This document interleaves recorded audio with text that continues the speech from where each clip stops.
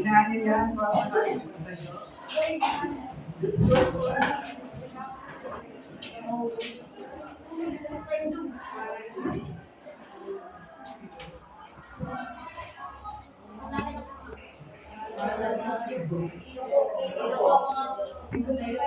tayo ay manalangin sa ating Ama, ng Anak ng Espiritu Santo. Ama,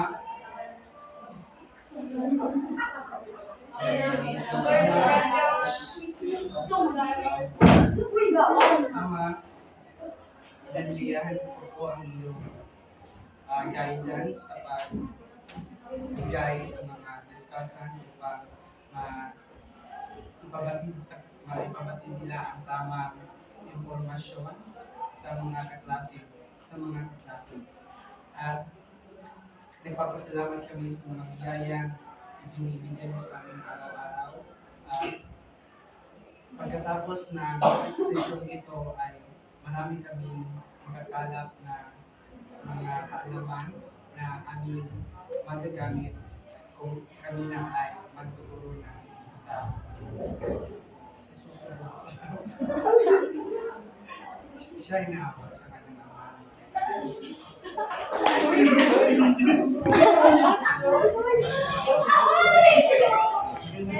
Magandang hapon po.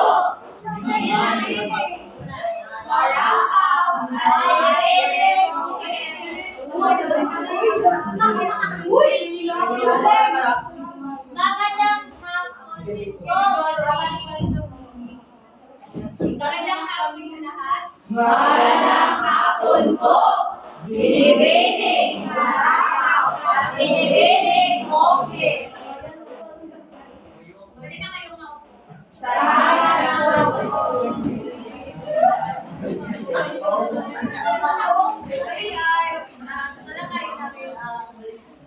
Panahon ng Amerikano. Pero bago lang ito tatalakay, may hadula ko lang here tayo. Palarong pambansa. Okay. Tumayo ang lahat at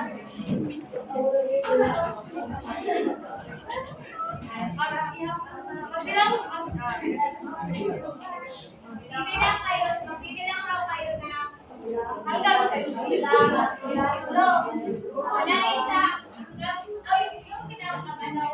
Magbibilang kayo na example, magwawan si Jun tapos may dalawa na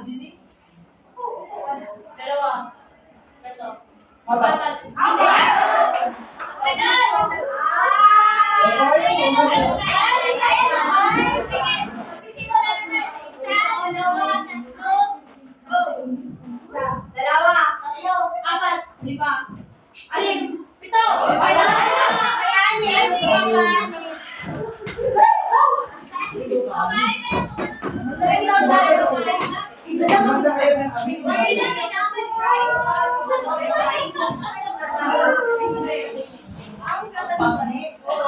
Uy, saba ba?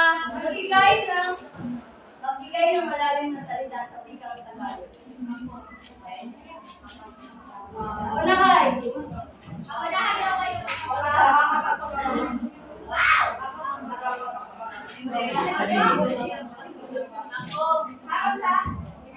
Malalim na Round 2.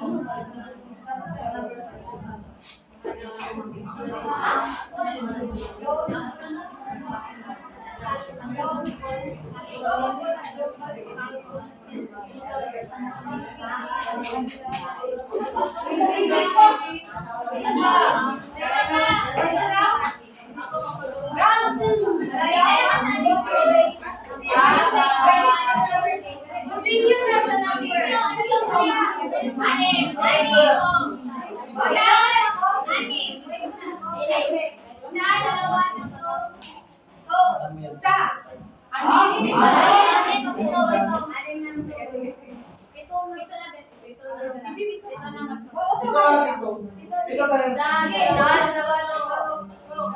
Ito tayo.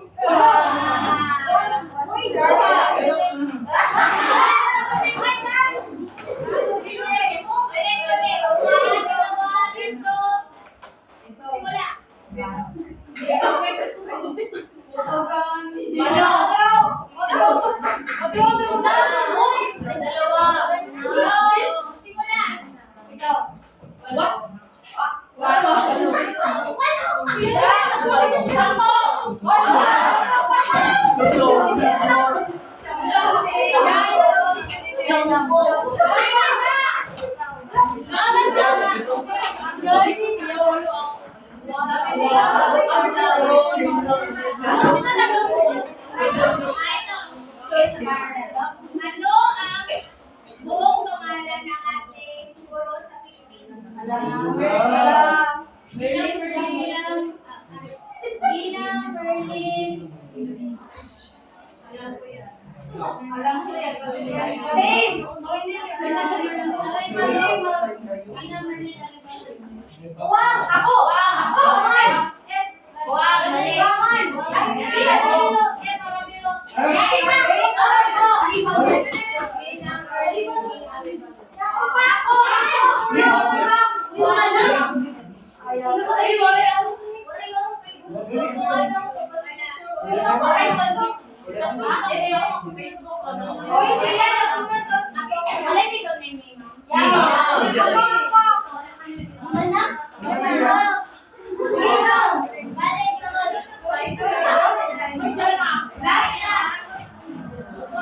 Ang last kay Sampo.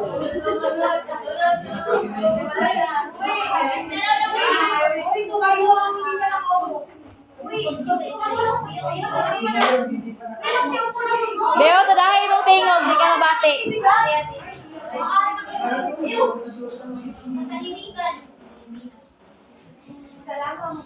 Okay, serious mode. Kaya ako may ako ang unang ulat sa panahon. Aming basahin. Ating maakas sila laban sa pangkat ng mga Pilipino ay Silano, Mayo, Nalinado, Ranano, Talo, Panaros, Panayan, sa loob na Maynila, ang makate ko, George, Kiwi, at Talyang kalugin ang mga kalooban ng Kastila. Hindi kaya ng mga Amerikano ang pwersang Pilipino upang makatulong kasingin ang mga Kastila at sila ay nagtagumpay. Mula sa Hong ay bumalik si General Aguinaldo at inaraman niya ang pamahalaan revolusyonaryo na ang layunin ay maging bahaya ang Pilipinas sa kamay ng mga Kastila. Hindi nagtagal ay ganap na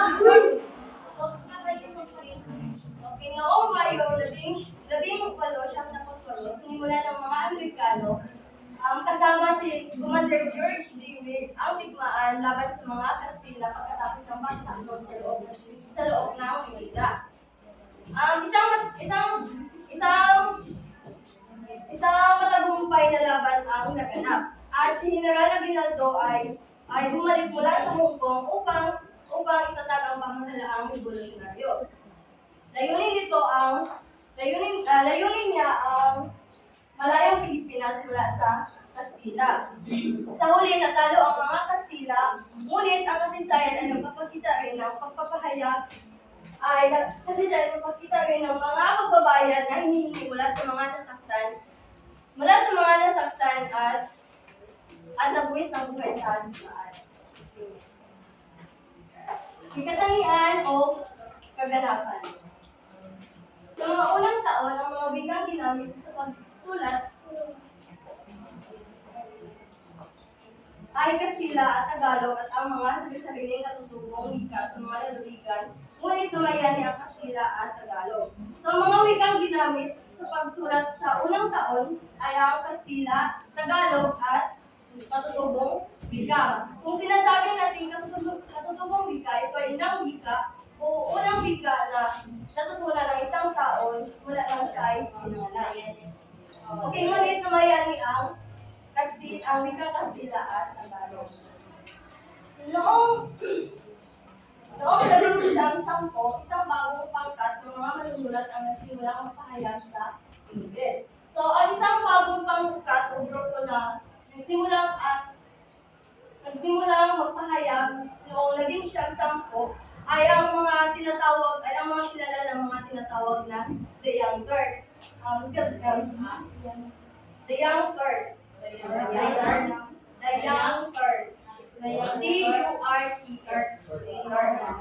Kasama dito ang ilang kilalang manunulat gaya nila Trinidad Padre Tavera at Rafael Palma. Mahilig ang Mahilig ang manunulat sa Kastila sa pagpapahayag ng damdaming mga kabayan at pagpaparangal sa mga bayani, lalo pa kay Rizal.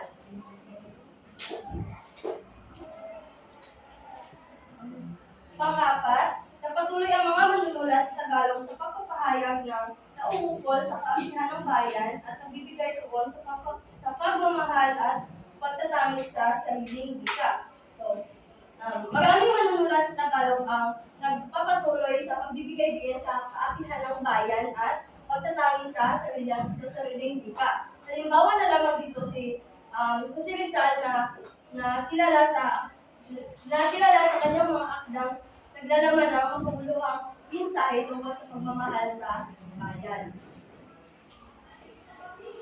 Panglima, ang mga manunulat sa Ingles ay nagtataglay ng panunulat sa pamamagsa at pamamaraang Amerikano. So, ang mga manunulat sa Ingles ay sila daw ay nagtataglay ng panunulat sa pamamagsa at pamamaraang Amerikano.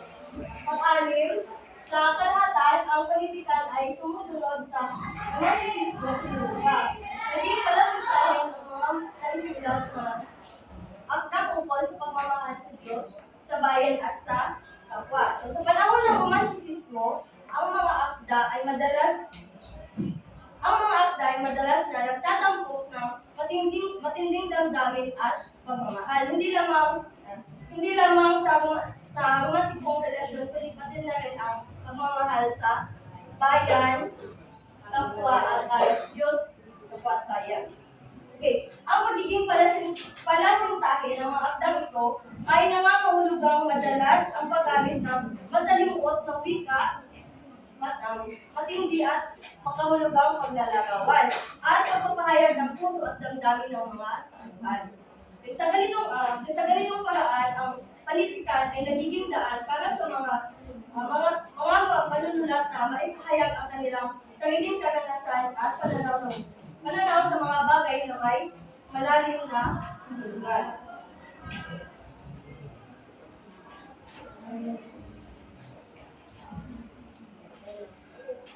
Kaya ang mga manunulat sa Kastila, una ay si Silvio Apostol. Siya ay tumulat ng mga tulang handog sa mga bayani. Pinalalagay na ang kanyang tulang handog na isa pinakamainam na tulang kapoy. Ano nga ang tulang handog na pinakamainam ni Silvio Apostol? Sa kay Rizal out. Oo. Ang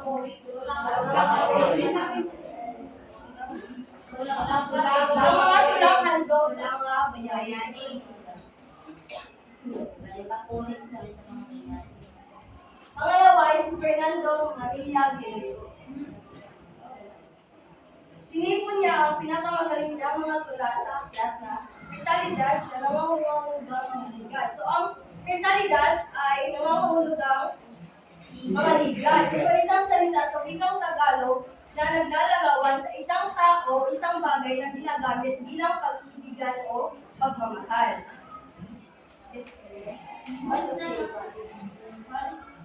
Okay, ang mga ligat ay isang salita sa wikang Tagalog na naglalarawan sa isang tao o isang bagay na ginagamit bilang pag-ibigan o pagmamahal. Okay, next. Pangatlo ay si Misos Balmore. May sagisag na batutuling. Nahirang Lapuita Laureado sa Bikang Kastila dahil sa pagkatalo niya kay Manuel Bernabé sa balagtasan sa Kastila. So, si Jesus Balmore ay isang manunulat ng Pilipinas na may kaugnay sa nasagisag na batutuling na nakuha ang prestigiyosong Puerto Laureado sa Bikang Kastila dahil sa kanyang pagkatalo kay Manuel Bernabé sa isang balagtasan sa Kastila. Ang kahulugan ng batituling ay ang nagpapakita ng pagmamahal ng papakita ng kagalakan.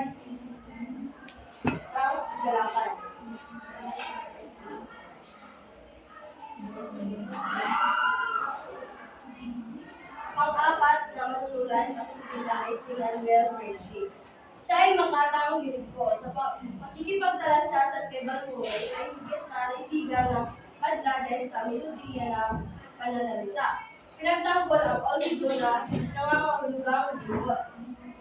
So si Manuel Bernabé ay isang makatang liriko na may kagalingang pananalita. Sa kanyang pagpapaliwanag sa kanyang liriko, tinutukoy ang isang tao na nangangarap ng magpapahuli sa buhay o magpapahuli sa isang bagay na gustong harapin. Ang kahulugan ng ulbido ay limot o pagkakaroon ng pagpapahuli sa isang bagay na gustong harapin. Sa pagkikipagtalastasan kay Balmore, nakita naman lang ang galingan ni Bernabé sa pagpapaliwanag ng kanyang liriko at nagustuhan ito ng madlakan ng melodiya sa pananalita. Okay, next. Pang-lima ay si Claro Cristo. Inilala sa katanyagan at kasalulaan ng pananalita. Inipon niya ang kanyang mga tula sa aklat na Baholos Coteros, sa lilim ng Inyugan. Si Claro Cristo ay kinikilala sa katanyagan at kadakilaan ng pananalita. Ang kanyang mga tula ay nagsasalita tungkol sa kanyang pananaw sa lipunan, pamahalaan at kultura. Ang kanyang unang antolohiya ng mga tula na Baos Los Coteros na pinadala sa lilim ng Inyugan ayon sa kanyang pananalita. Sa pamamagitan ng mga tala na sa mga tula nito, nagpapaliwanag ang isang tao sa kanyang pananaw sa lipunan at pamahalaan.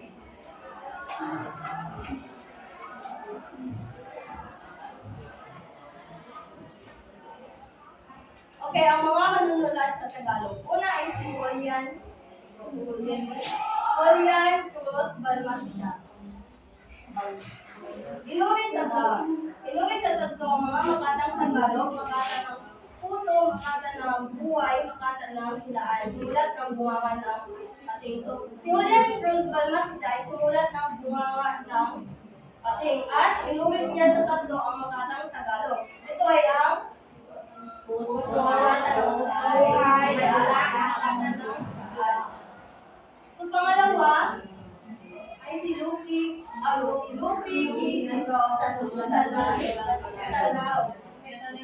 Siya ay isang lingwista, makata, mangangata, at mapapanalita. Tinaguri ang ako ng mga mananagalo. Pinalalagay na ang kanyang bilang panaak at sukat ng kanyang pinakaugat at sikat.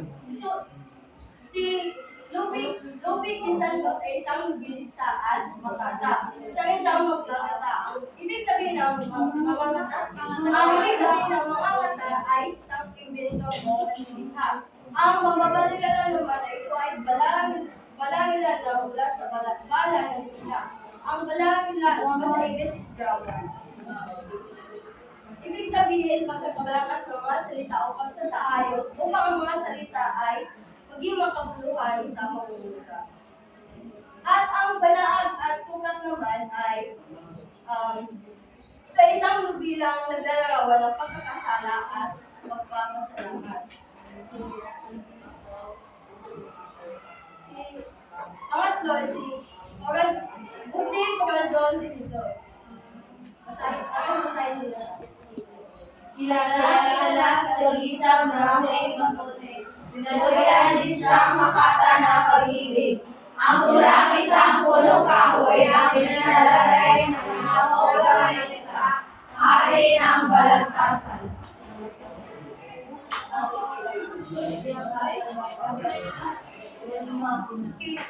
Si Jose Corazon de Jesus ay kilala sa isang na Huseng Batude. Ang Huseng Batude ay ito ay isang maikling pinto na naglalarawan ng isang lalaki na naglalaro ng kartas o baraka. Habang naghihintay sa kanyang asawa na bumalik mula sa kanyang at ang isang pulong kahoy ay ito ay isang tula tungkol sa isang babae na nagsasalita ng wika ng mga puno habang nagsasalita siya sa kanyang asawa.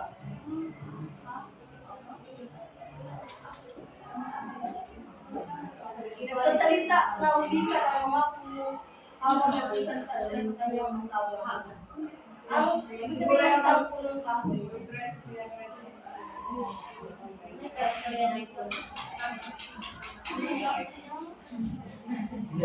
Pumakapat ay si Florentino Colliantes, isang basikang doblero. Unang makalang Tagalog na gumamit ng tula sa panunuligsang pampolitika. Kilala sa sagisag na puntel-butel o maestra niya ang lumang simbahan.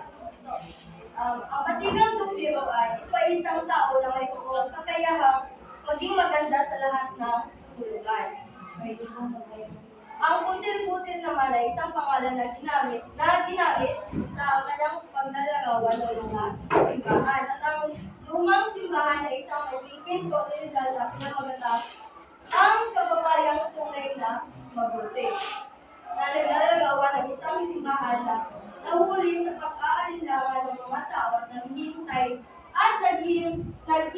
na babalik ang mga taong nakatira sa puso.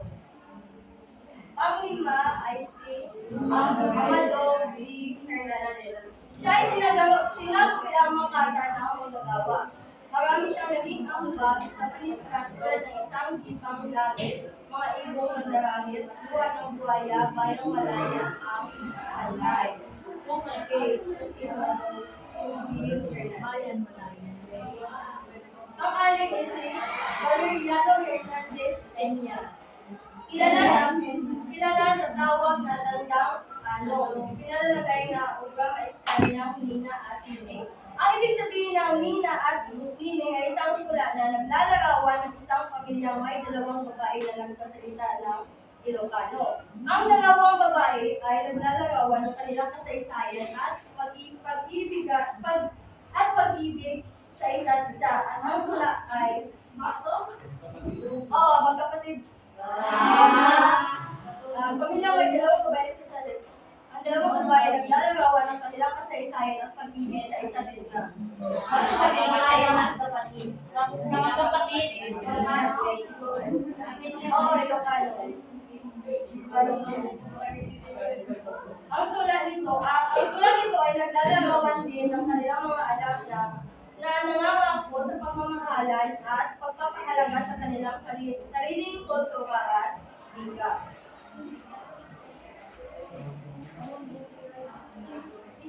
Ang pito si Inigo Ed Galano. Sa isang tanyag na Fuenlista, Nobilista, at Periodista. Ang kalipunan ng kanyang mga tula ay bilang magataong saldamin. Ang ibig sabihin ng Fuenlista, ito ay manunulat ng kwento, at ang Periodista ay tagapamahayag o mamamahayag. Si Inigo Edrigalado, siya ay nagsusulat at mamahagi ng mga balita o iba pang kasalukuyang impormasyon. Pangwalo ay si Severino Reyes. Siya ay ama ng ulang Tagalog, may akda ng walang sugat. Ang siya, Aurelio Tolentino, ipinagmamalaking manunulat ng mga kapampangan. Ikinabilang po niya ang pagsulat ng kahapon, ngayon, at bukas. Ang kahapon, ngayon, at bukas, ito ay isang tula na naglalarawan ng isang tao na nagmamahal sa buhay at nagmamahal din sa kanyang pag-aaral at pag-uunlad. Ikinabilang po niya ang pagsulat nito dahil ito ay naglalarawan ng kahalagahan ng pag-aaral sa buhay ng isang tao.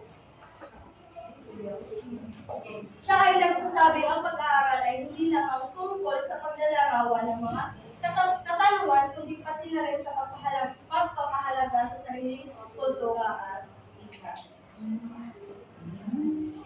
Pang-sampu ay si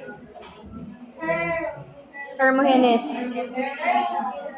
Hermogenes? Hermogenes Ilaga. Siya ay nagtayo ng kumpanya Ilaga na nagtatanghal ng mga dula sa kalagitnaang Luzon. Ang kumpanya Ilaga na ito ay isang korporasyon na naglilimentasyon sa pagninila, paggawa at pagbibinta ng tobacco sa Pilipinas noong unang dekada ng 20 na siglo.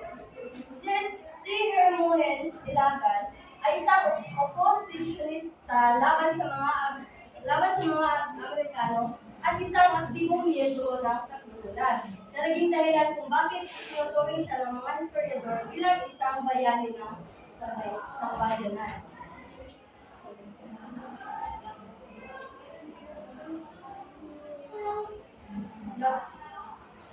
Panglabing isa, Patricio Mariano. Patricio Mariano sumulat ng Ninang at Anak ng Dagat na itinuturing na siya niyang programa.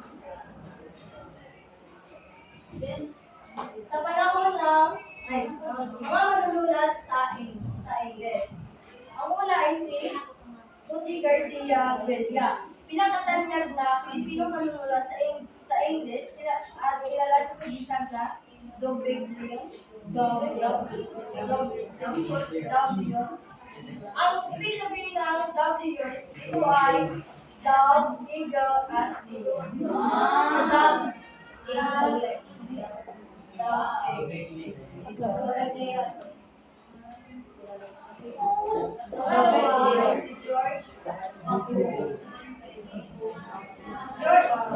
George Bakulo ay mananaysay at mananabimbate. Sa isang mananaysay, isang taong nag-aaral at nagsusulat ng kasaysayan. At mananabimbate, ito ay isang uri ng komunikasyong pampubliko na binibigkas sa harap ng mga tagapakinig. Okay, pang-tatlo ay si Zoilo Gala. Sumulat ng kauna-unahang bilang Filipino na pinabagyan ng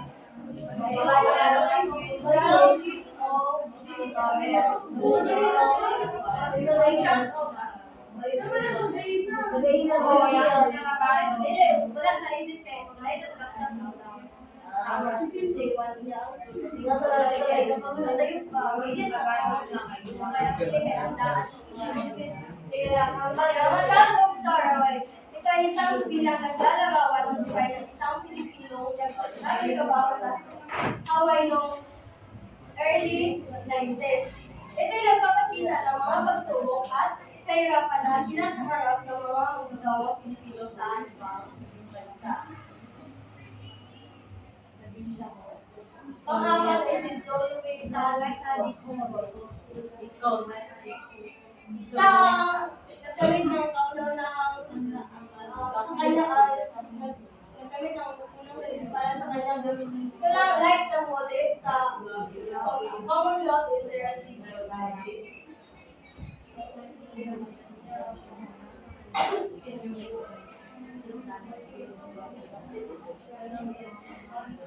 Pang-lima ay si Enrique Gonzalez or si Nestor Vicente Madali. Nestor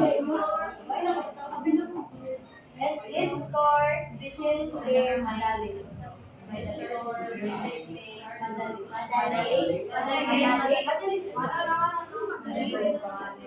Nestor Vicente Madali. Siya ay may akda ng White Island at Shelter of the Ash-Covered Zone.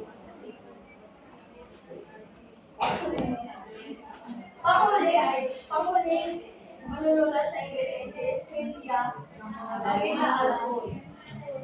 Ipinalagay na siya ang pinaka-pangunahing manunulat na babae sa Ingles bago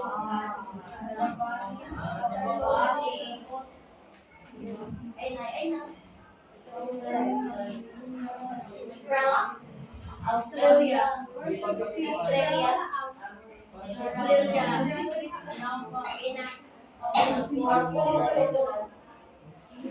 Si Arturo Motor ang panguling manunulat sa Ingles. Siya ay may akda ng The One and Six. Nakunahang akda na limbag sa Philippine Book Belt. Pansinin natin ang mga pinagkat. Magandang hapon sa lahat. Kumain na ba ang lahat? Yes! Ngayon ay dadako na naman tayo sa akda ng panitikan sa panahon ng Amerikano. So, una ay ang maikling kwento sa panahon ng Amerikano. So, pag sinabi natin maikling kwento, ito ay isang anyo ng pagpanitikan na may layunin na magsalaysay sa mga pangyayari sa buhay ng mga pangunahing tauhin. At natatapos rin naman ito sa isang upuan lamang. Di ba hango ito sa yung nasa quiz at test, di ba? So, ang maikling kwento sa pagdaan ng panahon ay unti-unti itong unti-unting napalitan ang dating sikat na nobela sa maikling kwento. Dahil sa pamamagitan ng mga pampublikong paaralan, ay nagkaroon ng oportunidad ang mga magbabasa upang mabasa ang mga sikat na akda tulad nila ni Edgar Allan Poe, O. Henry at iba pang pinahanguan ng mga bagong estilo ng pagsa at pagsulat. Ngayon ay ilalagay natin ang ilan sa mga manunulat ng maikling kwento. Una, pakibasa. Nagsulat. Ulit, pakibasa. Juan Crisostomo Soto, ama ng Panitikan Kapampangan. So, si Juan Crisostomo Soto, ito ay nagsulat ng binibining pagpupas na ang kwento ay tungkol sa babaeng kapampangan na nakapag-aral lamang ng wikang Ingles at kinalimutan ang totoong wika. Ngayon naman ay si Magdalena Calandone, ang ina ng panitikang Ilagay doon. Ang kwentong Annabelle, hindi ito yung Annabelle na horror. Ano sa Tagalog ang horror? Umiikot ito sa dalawang magsikirong na una ay pinaghihiwalay ng pinaghihilang matapobreng si Julia na ina ng lalaking kasintahan. Ngayon naman ay si Diosdras Sias A. Rosario, ang ama ng maikling kwento sa Tagalog, ang Greta Garbo, Aloha at Walang Panginoon na gumagamit ng di nakagawiang paraan ng pagsasalaysay noong panahon noon. Ngayon naman ay dumako tayo sa panahon ng Amerikano. So ang dula ito ay sa anyo ng politikan na ang layunin ay itanghal sa pamamagitan ng pananalita, kilos, galaw at layunin nito itanghal sa tamahalan. Ang dula ay sadyang kinasapukan ng mga manunulat na Pilipino upang ipahayag ang pagnayag sa bayan at makabayang pananaw. Kalayaan itong tinatamasa sa kamay ng Amerikano ay alangang ihambing sa pinalasap ng mga Kastila. So sa dula ay dala nito ang dalawang uri ng dula, ang vodevil at ang zarzuela. Ang vodevil ay ito ay umaawit at sumasayaw ng mga artista na nagbunga ng zarzuela sa Pilipinas. So mamaya tatalakayin natin ang dalawang uri ng dula. So ngayon ay si Juan K. Abad na nagsulat siya ng Kalikalang Ginto na itinanghal noong Mayo 19 na 3. Inakyat ang batay dito ay inakyat raw ng mga batas ng Batangas si Juan K. Abad habang itinatanghal ang kanyang dula. Ngunit nakawalang sala rin ito sa tulong ng isang mahusay na manananggol ng Pilipino. So ang dulang ito ay, kaya siguro siya hindi na may kasi, base sa aking nasaliksik ay, ang dulang ito ay nagpupulak raw sa mga Pilipino na maghimagsik sa mga Amerikano. Yes. Ngayon ay kilalanin ulit natin si Aurelio Tolentino. So si Aurelio Tolentino ang nagsulat ng Kahapon, Ngayon at Bukas. So ang Kahapon, Ngayon at Bukas, base sa aking nasaliksik, ay tungkulin mo raw sa pagpapalaya sa isang bansa, kundi ito yung bansang Pilipinas, sa nagdaan ng pananakop ng mga dayuhan na bansa tulad ng Inche, Kastila at Amerikano. Ang mga katagang kahapon, ngayon ang bukas, ang kahapon raw ay sumisimbolo ito sa pagsakop ng mga dayuhan sa ating bansa. Habang ang ngayon naman ay mga karanasan ng ating napagdaanan laban sa mga dayuhan. Ang bukas naman ay ito ang mga bagong henerasyon na nagpapatuloy at pilit na pinapalaganan at pinagganapan ang kalayaan at tagumpay ng ating bansa. Zarzuela. So ngayon, zarzuela ay, ano ang zarzuela? Isang bayabang para sa nasyonalistikong layuan sa komedya, awit at tungkol. Ang zarzuela ay isang banyang genre na para sa nasyonalistikong layunin. So may dalawa itong uri ng dialogo. Ang panulang bahagi at ang tuluyang dialogo. Pag sinabi natin tuluyang dialogo, ito raw ay mga dialogo mula sa mga pangunahing tauhan. Habang ang tuluyang dialogo naman ay gamit ito sa mga katulong na tauhan sa dula.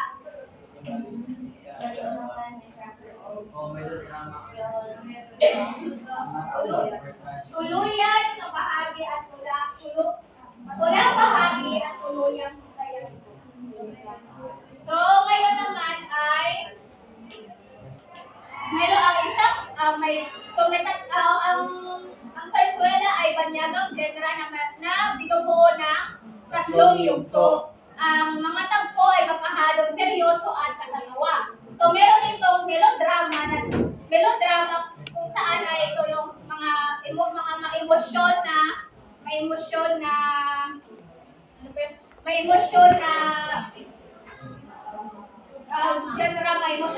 tapos tragicomedia ay pinanghalong tragic at comedy. Tragicomedia ay pinaghalong katatawanan at kasawian. Nahango sa tunay na buhay ang mga paksa nito at kung minsan ay nasosobrahan naman sa damdamin. Lalo na sa pag-ibig, kaya naging soft operatic o namimiga ng buhay. So, ito ay ilan sa mga obra ng mga Sarsuela. Walang sugat sa taong 12 ni Severino Reyes. Kanikalang ito naman ni Juan Abad. Dahil hindi ako patay ni Juan Matapang Cruz. So, meron akong video tungkol ito sa walang sugat ni Severino Reyes. Severino Reyes, sorry. So, paano lang to i-read yung bahagi lang, hindi yung buo. Hello. Sorry mo. Lock mo ba? Sorry mo.